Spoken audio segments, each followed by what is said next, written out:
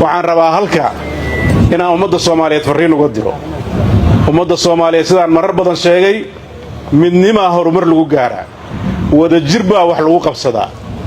waxaan u baahannahay dadka Soomaaliyeed siyaasiyiintiisu marar badan baan ku celcelinay horay ayaan uga dhawaaqnay gogol magaalada Garowe waa ku celinaynaa dadka Soomaaliyeed haddayna isu imaan oo waxa ay heshiiska ku yihiin aysan qeexin oo ayna ixtiraamin cadawga si looga guulaysto way adkaan doontaa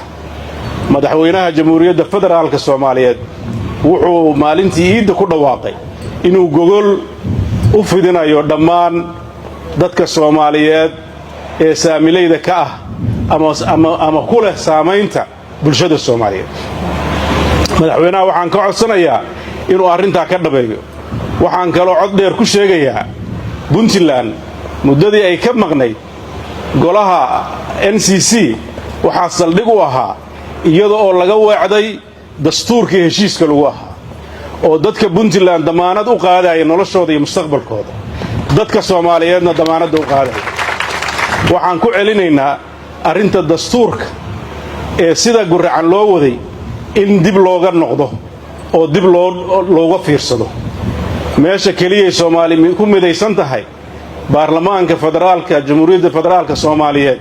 waxaan halka fariin uga dirayaa inay dib u eegaan maalmihii adkaa ay soo mareen inay horay u fiiriyaan mustaqbalka dadka Soomaaliyeed inay ilaaliyaan wadajirka iyo midnimada ummadda Soomaaliyeed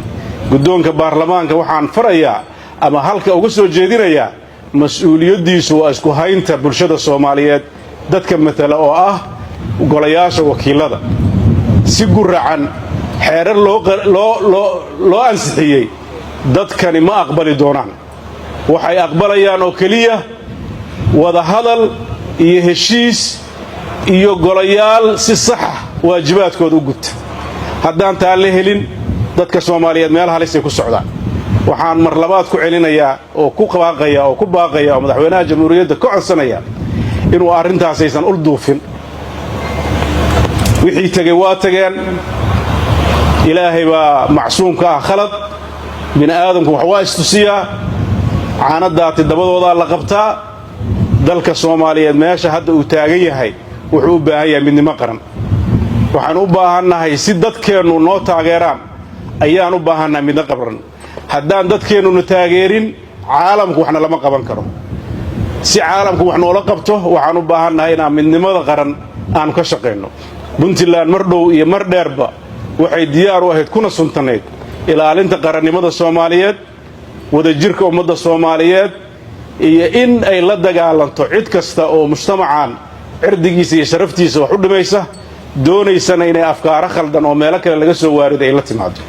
internet plus waa adeeg ay macaamiishu ka heli karaan internet fiber ah ku hadal iyo IPTV ula socda receiver ay ku jiraan in ka badan 4,000 oo kanaal internetka guryaha ku shubo $25 oo hel internet xawaarihiisu yahay 20 megabyte per second iyo 200 oo daqiiqo oo ku hadal gudaha ah ama ku shubo $30 oo hel internet xawaarihiisu yahay 30 megabyte per second iyo 200 oo daqiiqo oo ku hadal gudaha ah internetka xafiisyada ku shubo $50 oo hel internet xawaarihiisu yahay 55 megabyte per second iyo 400 oo daqiiqo oo ku hadal gudaha ah ama ku shubo $90 oo hel internet xawaarihiisu yahay 110 megabyte per second iyo 700 oo daqiiqo oo ku hadal gudaha ah